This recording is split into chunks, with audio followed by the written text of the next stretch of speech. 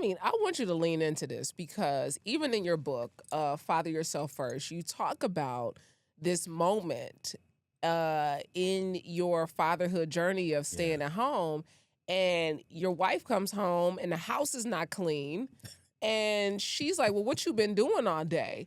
And in that moment, you understand what when the role is reversed and the woman is at home and the Yeah. man is out being the provider in that way financially, and he comes home and he's like, "Well, what you been doing all day?" And you're like, "I've been keeping these kids alive." Yeah. Yeah. So at first it wasn't, she didn't say anything. She would just come home and look around. You know what I'm saying? And you don't really have to say nothing. I know what you're thinking. You know what I'm saying? But I'm like, I dare you say something. Right? Because I was like, you're here, your turn. Like that's how I felt. Because it was Mm. like, it was a lot. And especially because men, we don't have standard, like we don't have a lot of experience with children, babies. Like we're not the ones people say, hey, can you come babysit? Yeah. You know what I mean? Unless we have a bunch of little brothers and little sisters, which wasn't me, we don't really have a lot of experience changing diapers and all that stuff. So, the question was, how many times does a baby poop a day or throw up a day? You know what I'm saying? And, it's over 12. You know what I mean? Like, so you're like, it's just a lot of learning. And so when she came home and she would kind of look around, I'd just be like, yeah, it'll get better. Just give me time. And she'd be like, so did you go anywhere today? Did you guys go to the park? And sometimes I'd be like, nah, we didn't go nowhere, and we didn't have to because I made home like really fun. Yeah. But early on, she definitely was having a hard time because she thought in her mind, if it was me, I'd be doing way better than this. Right, because she's an educator. She's a teacher by Right. trade. Yeah, she's a teacher by trade. She's the type. She's not just a teacher. She was like first teacher at the school, up at 4:30, in when the janitor is opening up the gate. She is staying late. She's tutoring. She's like an overachiever. Helping facilitate the Black Student Union and doing ASB, a student body, whatever. I don't know. Doing cheerleading, all that stuff. And I'm just kind of like, go live your heart's desire. I'll try to take care of this and then wrap my behind off after work. After you get home.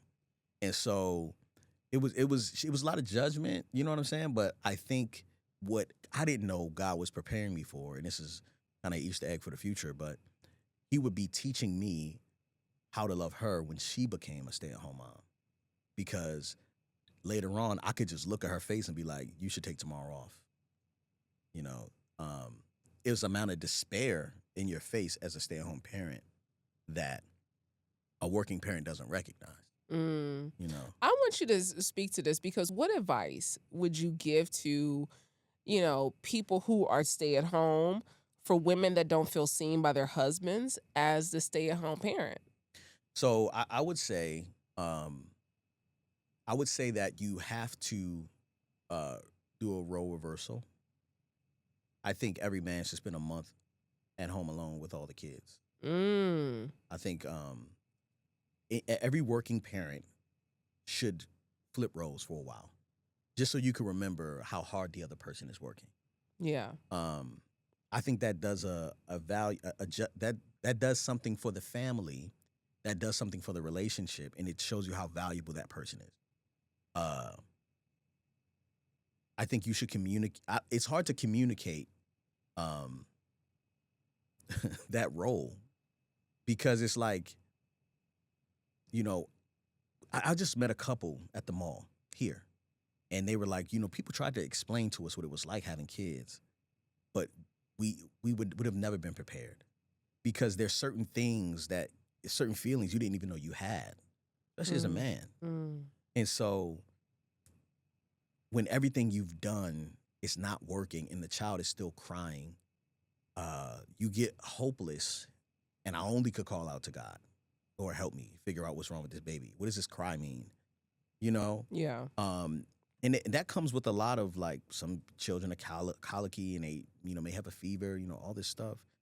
But the amount of now I know my children so well that, like, I come in and solve problems quickly.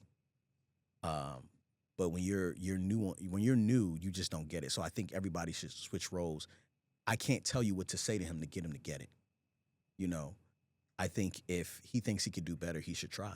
Yeah. And I think that if you know that he can't do better, or you don't trust that he's going to do a good job, that's exactly where he needs to be. Yeah.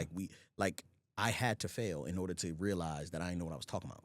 Mm-hmm. You know, and I had to fail in order to be able to see my wife as the parent she is now. Yeah. She has a lot of opportunity. Whenever she said I gotta go somewhere, she's gone. You know, she got to go out of town on vacation, she's gone. And I feel good, you know, and confident as a father being home with my kids. I never have a problem with that. Yeah. But I want you to go back before we dive into even some of the very specific stories that you give about fatherhood in the book.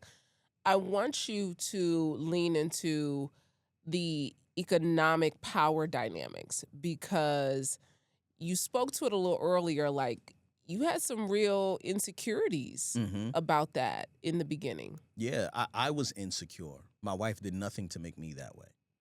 I could see the level of like stress and like weight on her that, you know, she had to go to work for the both of us. And I kind of had a dollar and a dream. You know what I mean?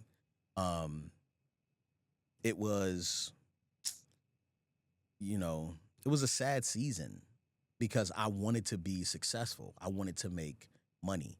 I wanted her to feel like she could go and do anything she wanted to do without having to worry about whether or not the lights were going to turn off, you know? And I also came from poverty, so I wasn't even trying to spend money when we had it. You know, I'm from Baltimore. Like we, you know, Section 8 housing, like we, you know, we had, but I knew we didn't really have it like that. You know what I mean? And so I was always scared that someone was going to come take it from us. And so my mentality was just so jacked up. I'm sorry that my insecurity spilled out on her in that season. I think that was one of the things I realized, like, oh, this is why people want to be successful and have a good foundation before they have kids, right? This is why people are like, I'm not ready to have kids yet, because when you have to think about, you know, silencing your ambition to feed your family, like it's a lot. You know, I often had to, so before I started, I've had like 27 jobs my lifetime, and I'm only 40 years old. Imagine that. You know what I'm saying? So I've had all types of jobs and all types of little things I've done to make money. So I knew how to hustle. Yeah. But